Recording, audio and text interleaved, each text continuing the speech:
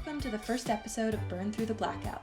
We're calling this episode Bernie Beats Trump because we will be demonstrating why Bernie is the singular candidate best positioned to beat Trump in the 2020 general election. We have 4 parts to today's show. We'll provide the scientific polling data showing that Bernie beats Trump, and we'll talk about all the voter demographics and other measures. And just a quick sidebar, a lot of people say, hey, the polls, they can't be trusted because of what happened in 2016. Well, let's remember, it wasn't the polls that were wrong, it was the pundits that were wrong. When we look at the polling averages, they turn out to be pretty accurate. So Hillary actually won by about 3 million votes. She won the popular vote by about 2%. And on the day of the election, all the polls averaged showed her winning by maybe 3 or 4 or 5% with about a 3% margin of error. So, long story short, the polling averages turn out to be pretty accurate, even considering 2016. First, we're going to have Julia tell us a beautiful story about Burlington, Vermont. She's going to read from a book called Our Towns. And after that, we will talk about the polls. Then we're going to cover some tweets that you might have missed. And we're going to end with some real people endorsing Bernie Sanders from our visit here to Utah and Colorado. Now, if you're listening to this audio and you'd like to check out the visuals that we're going to be presenting, go on ahead and check us out on YouTube.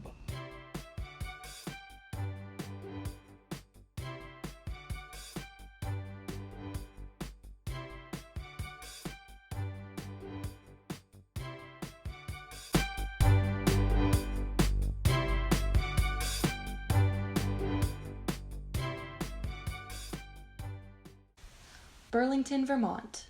You have to start with Bernie, as the country has come to know him. The dominant political figure in Burlington's modern history is Bernie Sanders, an independent senator from Vermont since 2007, the state's only House member before that, and through the Reagan years from 1981 to 1989, the embattled and effective mayor of Burlington. Running for mayor as an independent, Sanders beat a longtime Democratic incumbent by 10 votes. Through the next year, the Democratic-dominated city council tried to thwart every appointment, proposal, and piece of legislation Sanders put forward. They thought my election was a fluke. They called it a fluke, Sanders told me in 2015 in Washington. Their strategy was to prevent me from doing anything so the people would realize their mistake and get rid of me next time. At the first city council meeting, they fired my only appointee. He drew the obvious comparison to the GOP's strategy of hamstringing and waiting out Barack Obama. The difference, as Sanders has not been shy to point out, is that he directly fought back and overcame rather than compromised with his main opponents. His city attorney and the state attorney general sued the Central Vermont Railway for control of waterfront property then used for petroleum storage and a rail siding. They won, and now the land is the site of an aquarium and science center, bike paths, and other public facilities.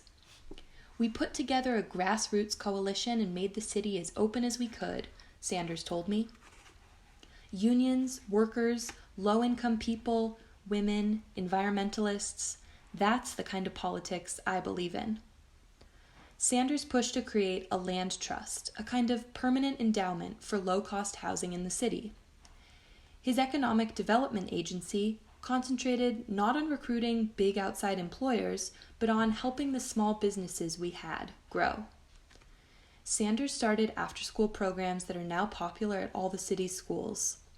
He just turned that city around, noted Chris Graff, a longtime Associated Press correspondent in Vermont and the author of a book on the state's politics called Dateline Vermont. People will tell you what Burlington is because of Bernie, and they are right. Melinda Moulton, who moved to Vermont in the early 1970s and has led waterfront reconstruction through the Main Street Landing Company, which she co-founded with Lisa Steele, told us, he really is a socialist and thinks that what is good about the city should be available to everyone. Sanders told me that his major political achievement came when he ran for re-election in 1983 after 2 years in office. Voter turnout doubled and he won an easy victory. People saw something happening in the city and they wanted to be involved.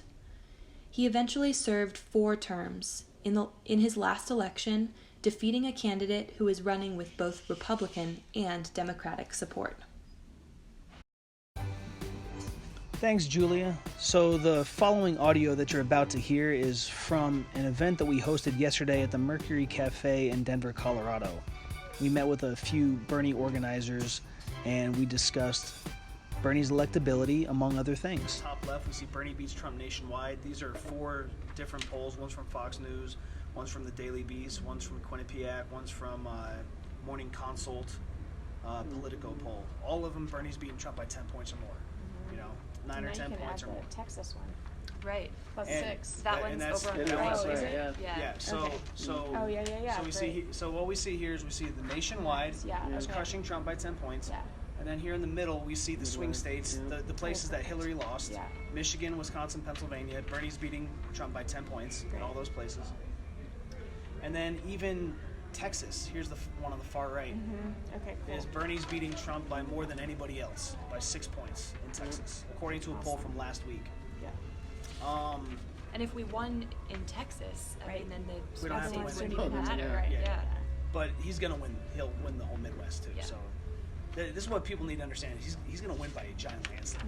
It's going to be... If he can. If he become can- the if he nominee. Things gonna be close. I know. It's, Yeah. come on in, Marilyn. Everyone, this is Marilyn. She's the owner of the Mercury Cafe Oh, here.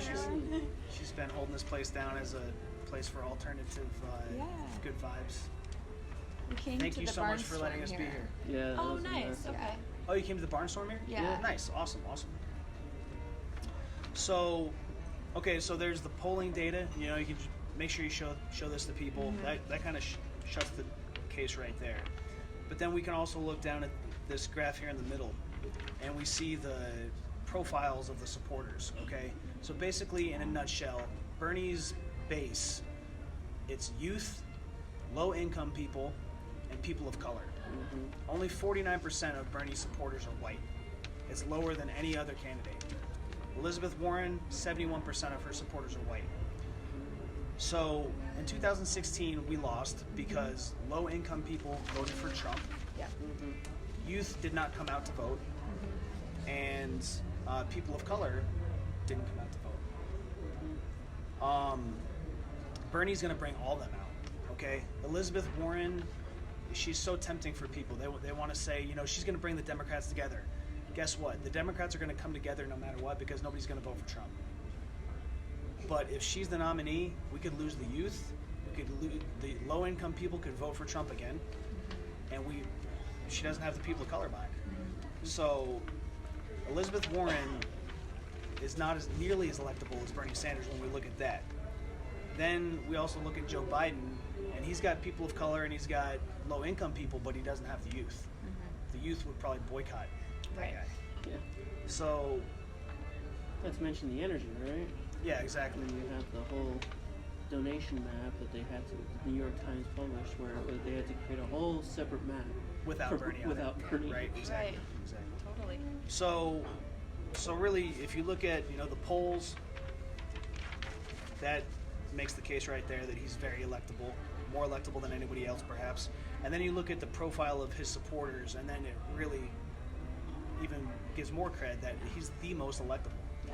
And then for even one more, here at the bottom, there was 206 counties in 2016 that switched to Trump. That they voted for Obama in 2012, and then they switched to Trump. So if we look at those counties, and we look at the fundraising map, we see that Bernie is dominating. He's raising more. He's got more donors in those counties than all the other Democrats combined. He's got twice as many as Donald Trump. So, hashtag Bernie beats Trump. Yeah. Okay, that's the main message Any way that you we're. slice it, whether you look at the whole country or by the states that matter or the counties that matter. Or the demographics that matter. You know, Yeah. we need to bring out the youth. We need to bring out low-income people and not bring them out to vote for Trump, but they need to come out and vote for Bernie, vote for the Democrat. And we need to bring out, of course, people of color. Bernie has all of them. Now let's hear from some of the Bernie supporters we met in Salt Lake City and Denver, Colorado. Hi, my name's Sarah. I live in Salt Lake City, and we love Bernie. We've loved him from the very beginning. His passion and his conviction and everything that he says is honest and truthful, and he loves everyone in the country, and he has for a long time, and he's not going to stop until it's all done. Vote Bernie. Critically important that our candidate not take corporate money, because it's the only way we know they're not going to sell us out. I've been working in emergency medicine for 10 years, and I've seen the injustice and cruelty of our for-profit healthcare system, and so Medicare for All is very important. Green New Deal is the most aggressive climate plan, and we need to be as aggressive as we can to address what's really an existential threat to our species and planet. So Bernie all the way. I'm giving my time and donating, and we're not going to get this opportunity again. I'm excited about someone who's focused on climate change and making radical changes. I love everything about Bernie. I think my favorite thing about him is that he wants health care for everyone. I am crazy about Bernie. I think my favorite thing about him is that he can't be bought any special interest. He has no interest. So he's really a man for the people, and I think that shows in every single one of his issues that he's fighting for. A man of the people. He just will not stop fighting. He's been doing this for so long that I can trust him, right? And his policies, his Medicare for All, getting money out of politics. He's a man of the people, and that's why I love him. He is humane and compassionate, and his policies are based on a moral compass that has judgment decades before most on the right side of issues, whether it's LGBTQIA issues or Medicare for All or civil rights issues, racial justice and economic justice. He's there before most people, and he was there before he was running for president, so I can trust that he means it.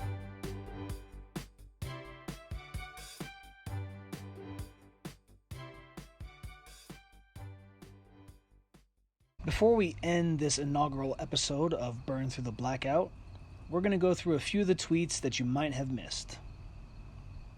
This first one's from @ProustMalone. If you don't like Bernie Sanders for some meaningless reason, like he talks too loud, then you lack the political literacy to understand the crisis of capitalism and should either study more or uninvolve yourself from the conversation. And this one is from Irame Ose Frimpong. Democrats consider themselves nicer versions of the GOP and are vulnerable to losing to nice Republicans. To be stably relevant, Dems need to put forth a theory of the government's role in securing freedom that is both insightful and can't be confused for GOP plus arbitrary programs. Another from @ProustMalone. The result of the Cold War was that both enemies conformed to the United States model of capitalist oligarchy. The enemy to that model remains insurgent people's movements around the world that threaten to nationalize private markets. And this final tweet is from @Chuck4Joe. Sure, Sanders may have the energy, platform, money, bipartisan support, volunteer base, consistency, and vision to save us from certain doom, but MSNBC told me that he makes my skin crawl, and I think they know what they're talking about more than some cultist bros. #Chevy Truck Month.